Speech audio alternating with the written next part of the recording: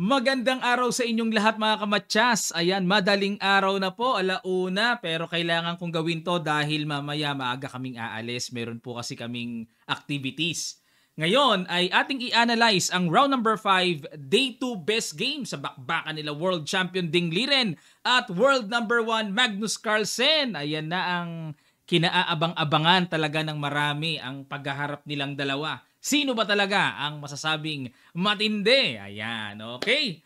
Ang ginawa ni Ding, nag-F4. Ayan, sa real chess, ito po ay birds opening. Ayan po ang kanilang randomized position. Nag-F5. Aba, Dutch defense naman ang ginamit ni Magnus. Nag-C4. Kombinasyon ng bird at English opening at nag-C6. Kala ko magsi-C5 din si Magnus eh. At nag-G3. Binuksan lang ang diagonal. Nag-G6. Develop lang din ang bishop. Knight D3. Ayan. Maagang tumanggap ng bad move si world champion. Dapat daw po ay A4. Ayan. Parang kakain siguro ng space. A5. Ayan. Tapos ang gagawin ng black A5. Matindi ang basahan talaga. Ang ginawa nag-Knight D3. Knight D6. Threat ang pawn sa C4 at nag-Knight E3, develop. At the same time, depensa. Knight E6, Knight E5. Pangalawang bad move na ginawa dito ni Ding. Ang gusto niya mangyari, mapalakas yung Knight tapos magdi-D4. Oo nga naman, di ba? Malakas yung Knight. Pero dapat daw ay A4 pa rin. Yan pa rin talaga ang gusto ng computer. So, Knight E5, nag-G5. Okay, na-miss din naman ni Magnus ang malakas na tira, Knight E4 na pala. Ayan, para nakikita ko dito, pwede rin kasing paalisin kagad ang Knight eh, ng D6 na paparating.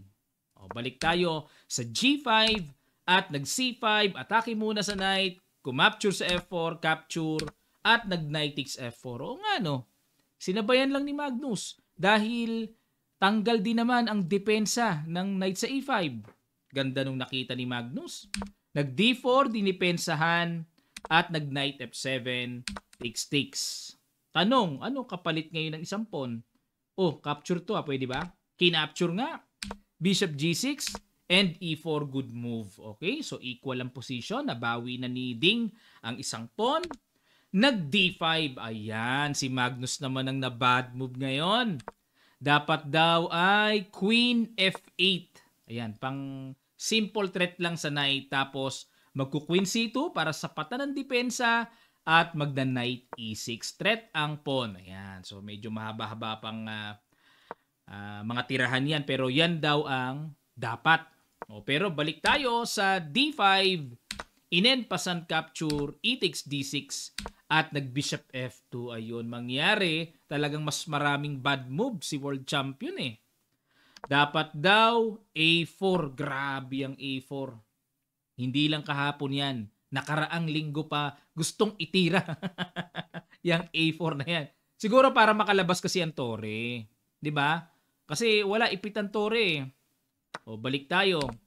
Nag-Bishop F2, Queen F8, threat sa Knight, Queen G4, depensa, at may atake pa.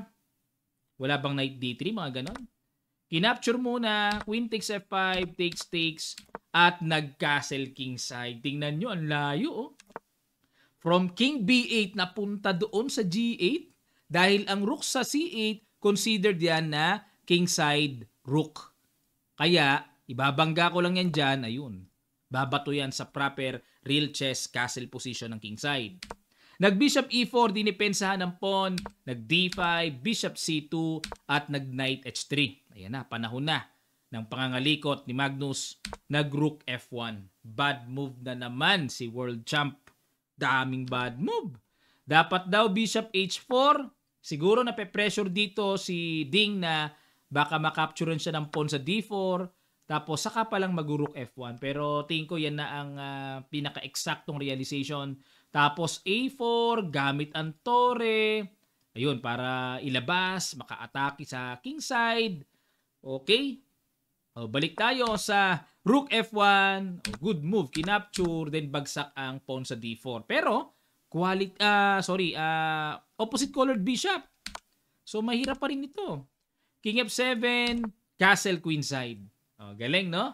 Ayan. So, bangga ko lang to sa tore. Magpa-proper Castle Queenside ng real chess. Nag-Rook G8. Teka muna, Rook G8. Okay. Hinamon ng Rook to Rook. Nag-Rook E2 lang. Oh, baka mapaisip kayo, Coach, ba't hindi mo na kinapture ang Rook? Tapos, bitin ang Bishop Check lang muna. Grabe talaga mga nakikita ni Magnus, no? King B1, saka Rook G8. Ayan, at least hawak ang G-file. Okay? O, balik tayo. Nag-Rook E2, Bishop F6, Rook DE1 battery, and nag-Rook G4. Okay? Mukhang magbabattery din.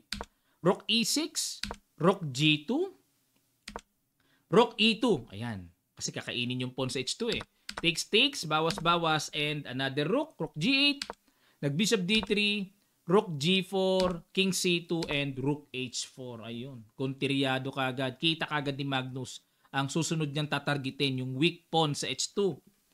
Nag-B3, Bishop E7, nag-Rook F2, at sa huling bitaw na tira, hindi na natiis pa ni Ding. Ano kaya yung ginawa ni Magnus na nagpa-resign sa world champion na si Ding Liren? Sa ilang sandali lang, tutuloy kagad natin. Start.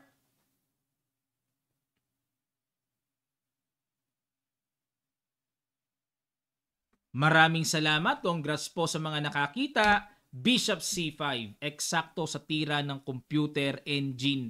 Ang ganda ng tira. Threat sa tore. Bakit nag-resign? Kapag nag-Rook E2, yun lang. Medyo mabigat ang tira, A5. Kung yan ang gagawin, ano? Bakit kaya hindi diniretso sa D6 para tagpasin na lang yung pawn? Dito kasi parang ang gusto ko yung Bishop D6 Para diretso, di ba? Tapos ang binigay na continuation ay F6. Tapos, pag kinapture ito, Rook F5.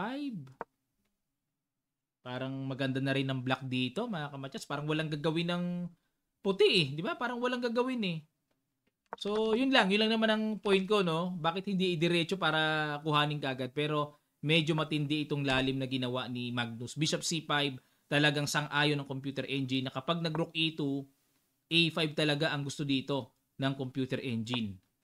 Yun lang. Talagang malalim, ano? Tinamad si Ding Liren. Mukhang kita niya na magpapagod na lang siya. Lamang pa siya sa oras, 15 minutes against 5 minutes ni Magnus. Ni-resign niya. Grabe, ganun yun Kapag medyo parang nawala na ng gana, parang feeling hopeless talaga, nire-resign na. Pero kung ako puti dito, ilalaban ko pa to. Kasi opposite colored bishop May mga tabla-tabla pa yan. Nawalan na lang ng gana talaga si Ding. Ano sa palagay nyo mga kamatyas? Pwede po kayo mag-comment sa section below natin. Ano sa palagay nyo bakit hindi na tinuloy ni Ding? Talaga bang ramdam na ramdam niya, sigurado na siyang matatalo din siya, magpapagod lang, or meron pa kayong ibang bagay na nakikita? So yan po ang inyong i-comment mga kamatyas Paki-share po ang video na ito. Maraming salamat po. At sana natuto kayo dito sa another Fisher Random na talagang walang diskartihan sa opening na theory. Talagang kanya-kanya itong diskarte. Basahan talaga ng posisyon. Yan ang kagandahan ng Fisher Random. Kung papaano inimbento ito or kung bakit inimbento ito ni Bobby Fischer. Dahil sabi ni Bobby Fischer ay more on memorization na lang daw ang opening, etc. etc. Pero dito sa Fisher Random talagang nandito yung art of chess. Okay, yan ang sinabi ni Robert Bobby Fischer. Maraming salamat at pili naman tayo ng best game sa round number 6. Yan po ang inyong antabayanan. Gagawin ko kaagad. Maraming salamat. Kita-kita pa tayo sa mga susunod pang videos.